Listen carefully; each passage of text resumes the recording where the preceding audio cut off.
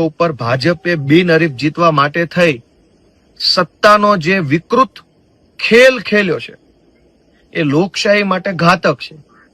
ભાજપ રાજકોટના કોટડા સાંગાની આસપાસ એક વિસ્તારમાં ભાજપનો જ એક માણસ અને ભાજપના માણસે અપક્ષમાં ફોર્મ ભર્યું તો એનું અપહરણ ભાજપના ઉમેદવારના ભત્રીજાએ કરી લીધું.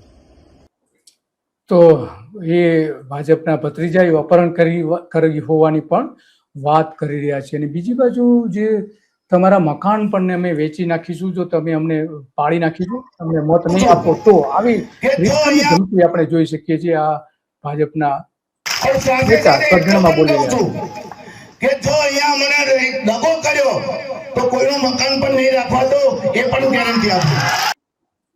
તો આ વડોદરા જિલ્લા કરજણ નગરપાલિકાની જે સામાન્ય ચૂંટણી છે એમાં ભારતીય જનતા પાર્ટીના જિલ્લા પ્રમુખ સતીશ પટેલ આ બોલી રહ્યા છે કે મતદારોને મંચ ઉપરથી જ ધમકાવી રહ્યા છે કે જો તમે ભાજપને મત નહીં આપો અને ચારે ચાર ઉમેદવારોને જીતાડશો નહીં તો તમારા મકાનો તોડી નાખીશું, નહીં તો તમારા મકાનો નહીં તૂટે. તો આ દગો કર્યો અને મકાનો રહેવા નહીં દઈએ, અને આવી જે ધમકીની ભાષાનો ઉપયોગ ભારતીય જનતા પાર્ટી કરી રહી છે અને જે થઈ રહ્યું છે ગુજરાતના ઇતિહાસમાં બિલકુલ વાજબી નથી.